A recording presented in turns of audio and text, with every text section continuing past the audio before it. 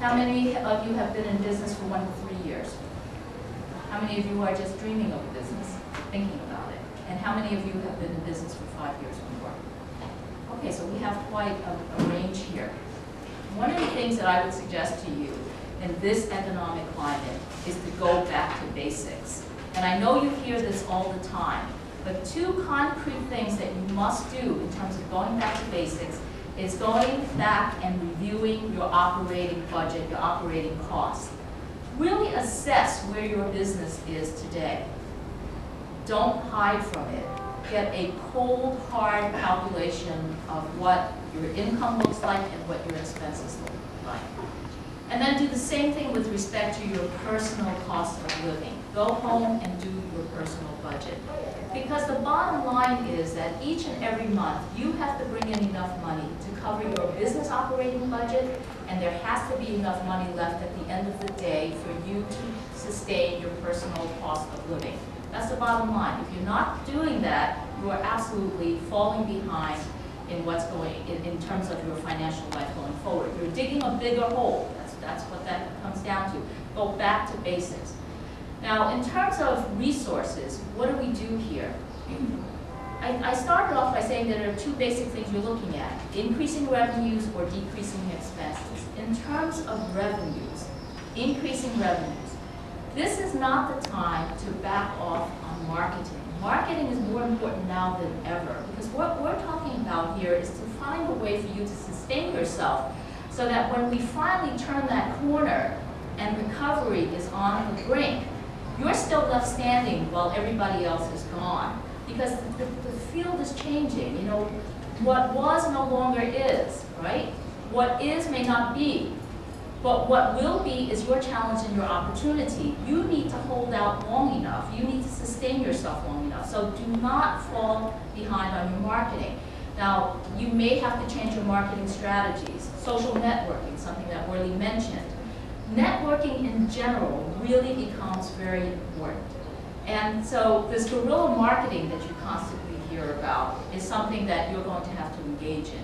You're going to have to find ways to get your name out there, whether it's being interviewed by a local newspaper about your business or about some institution or charitable cause that you're supporting so that your name gets out there, whether it means getting yourself on a panel and becoming a speaker, somebody like Patricia, for example, speaking here.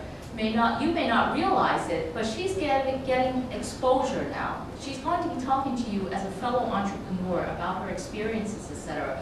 But in so doing, she's going to talk about her products, and you're going to hear about her products. And when you run into her product at a store, the bells will go off, and perhaps you'll purchase that product that one time, and you'll become conscious of it. Just think about that. So there's a lot of goodwill that's going on here. She's getting her branding out, and so on. So look at those opportunities. There's a lot of opportunities to be able to market yourselves for free. And of course, we're talking about money again. Anytime you're able to do something for nothing, something that doesn't cost you anything, that means greater cash flow for you, because you'll then be able to apply those funds elsewhere. Now again, this may sound very simple, very simplistic, but people forget these basic principles.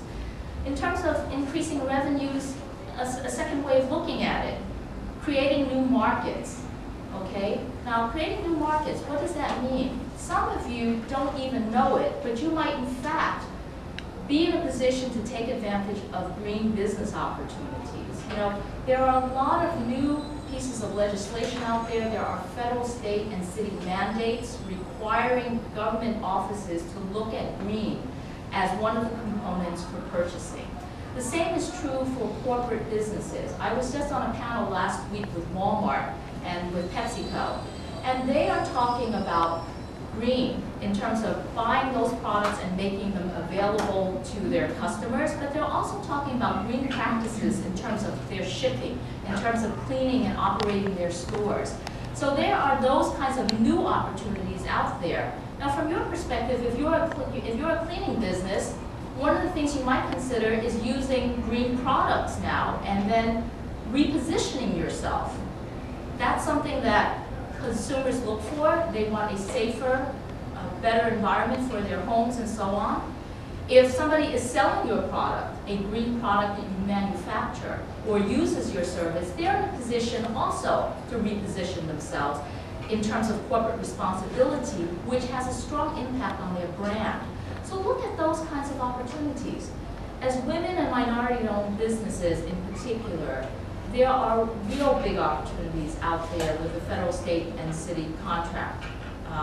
Even though you think that these organizations or agencies are cutting back, it happens not to be the case. The stimulus bill is providing a lot of opportunities at this point because of the work that's being done, that needs to be done out there, especially those of you who are related to construction types of businesses. Now, there's lots of things that you can do and be related or attached to that arena. It doesn't have to be that you're electricians or masons, etc. You may be providing supplies to the construction firms and so forth. So look at those kinds of other little things that come along with it. But I think what really, as far as being an entrepreneur, I think the thing that has really kept me going is that I'm just passionate about what I enjoy doing, and I'm passionate about the focus that I have about making myself successful with my product. I started in 1995, and I started with household cleaning products because the one thing that I realized was that there wasn't a lot of women in this particular area as far as manufacturing. And I knew because of the manufacturing value that it wouldn't be as difficult to produce, but also it's a very competitive category when you go out to shop into the different retailers. And so I'm always up against, Procter & Gamble and Unilever, and that's always been the argument with everybody.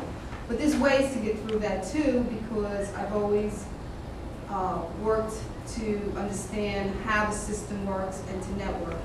And I've been able to get into some really tough areas because retailers, because I did network with organizations at the time. I'm presently in Walmart, and that was my first customer because I figured they were the hardest, so I should work to get in there first. Then it would be easy, but it hasn't always been that way. And I'm also in ShopRite, and it's all about relationships. Having relationships with your category manager, having relationships with your senior management, being involved in organizations where you think they're going to be there so that you can talk to them. Because a lot of times CEOs have an agenda, and they're not there for the daily, everyday operation, but they do have an agenda, and they will put you in the right direction. If you seem like you're really passionate about what you're doing. I've had quite a few CEOs support me, senior management first, and then it trickled down to the people that really I need to meet with. And I like working from top down than up. It is much easier to me. But a lot of people are not always comfortable with that. I happen to be very comfortable. And also, one of the things that I've done to be successful in what I'm doing, I've been networking and negotiating everything that I've done, whether it's the tools that I need, warehousing, manufacturing, everything that I've done, I really have negotiated either partnering or giving me discounts, because if you try to do it like you're a big company, you'll never ever be successful at it because it's just too timely and too costly. So I would say, as far as being an entrepreneur, the first thing that you really need to know is that you're in for the long ride and that you have a flexible personality. You can change your thinking maybe 20 times in one day, and you might have a plan on Tuesday and it doesn't get fulfilled till Saturday, and it just keeps having a domino effect. And I really keep a positive attitude, and I definitely try to keep a balanced life and take care of me first.